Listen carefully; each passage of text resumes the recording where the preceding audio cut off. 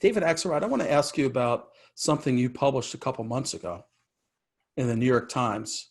It was kind of a warning shot um, to Joe Biden, who's coming out of the primary battle and was the presumptive candidate nominee. You warned that he was mired in the basement. He wasn't prepared for the Trump onslaught.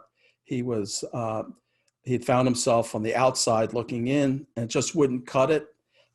You go on to say he's got to pick up the pace. He's got to be much more proactive and responding, and with great speed.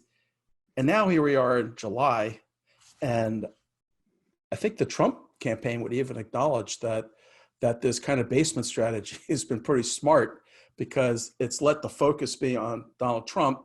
And as one of the Trump officials put it, it's really hard to land a punch on Joe Biden. You can't see him. Right. Yeah.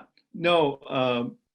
I I think that the basement strategy was one of necessity in some ways, and it's worked out to his advantage largely because of the way that Trump has behaved. If, as I said, my concern, and I wrote this with David Plouffe, our concern at the time were two.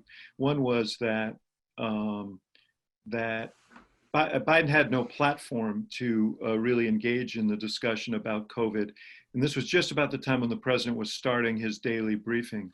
Had the president used those daily briefings the way governors across the country had to really inform the public on the challenges and the need for sacrifice and the path forward, instead of turning them into versions of his rally speeches, I think it would have been problematical for Biden. And I had a caveat in that piece that said just that. It could be that these things end up being a negative for the president and not a positive. But the other thing was that we were urging that they pick up the pace in terms of their digital campaigning, in terms of their fundraising, in terms of reacting in the moment rather than the day after when the president does things. And they have a brilliant campaign manager, Jen O'Malley Dillon. She had just arrived when we published that piece.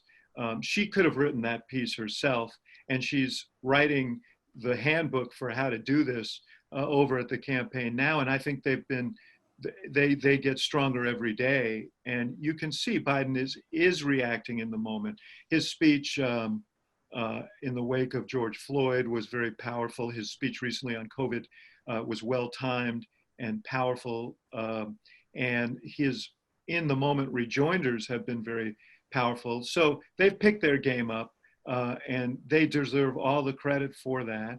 Okay. And except for the credit that Donald Trump deserves for helping them.